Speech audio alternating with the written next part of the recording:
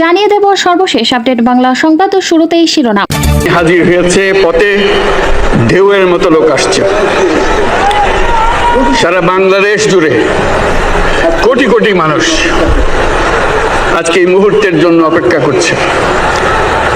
তারা তাকিয়ে আছে হাদির কথা শোনার জন্য। আজকে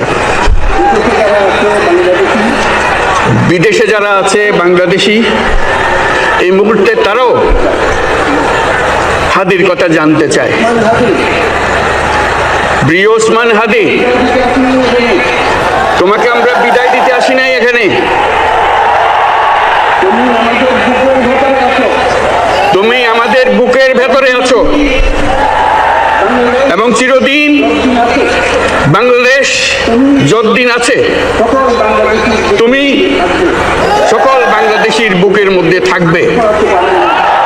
এটা কেউ সরাতে পারবে না। আমরা আজকে তোমাকে প্রিয় হাদি বিদায় দিতে আসিনি। আমরা তোমার কাছে আমরা ওয়াদা করতে এসেছি। তুমি যা বলে গেছো সেটা যেন আমরা পূরণ করতে পারি, সেই ওয়াদা করার জন্য আমরা একত্র হয়েছি। সেই ওয়াদা শুধু আমরা নয়, পুরুষানুক্রমে বাংলাদেশের সব মানুষ পূরণ করবে। সেই ওয়াদা করার জন্যই আমরা তোমার কাছে আজকে এসেছি, সবাই মিলে যে যেখানে আছি।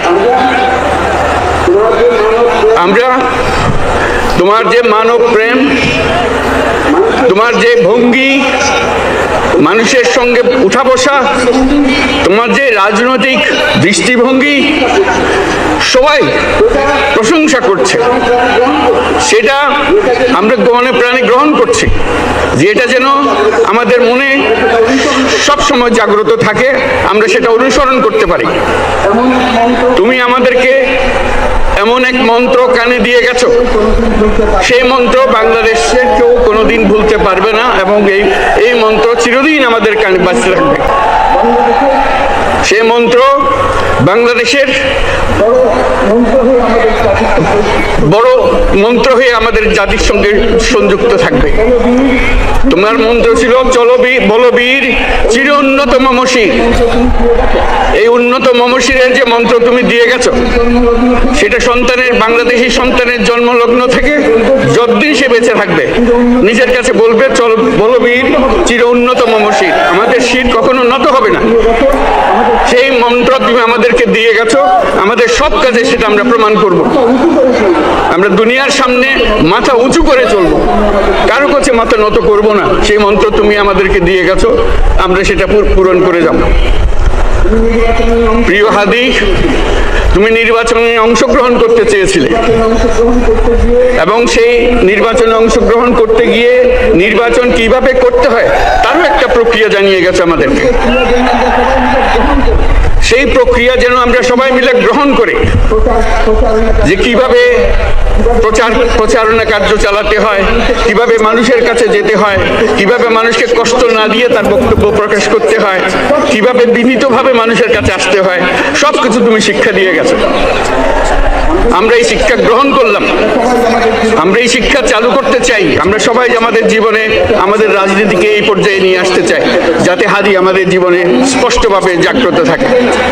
হাদি, তুমি হারিয়ে যাবে না, তুমি কোনোদিন কেউ তোমাকে ভুলতে পারবে না। তুমি যুগ যুগ ধরে আমাদের সঙ্গে থাকবে, আমাদেরকে তোমার মন্ত্র পুনঃ মনে করিয়ে দেবে, আমরা তোমাকে মনে করিয়ে দেব চলো বীর উন্নত মমশির। আমরা সেই মন্ত্র নিয়ে আজকে সামনের পথে এগিয়ে যাব। তোমাকে আমাদের সবার পক্ষ থেকে তোমার সঙ্গে ওয়াদা করলাম, আজকে তোমাকে আল্লাহর হাতে আমানত রেখে গেলাম। আমরা সব সময় তোমার কথা স্মরণ রেখে জাতির অগ্রগতির পথে চলতে থাকবো। ধন্যবাদ সবাইকে।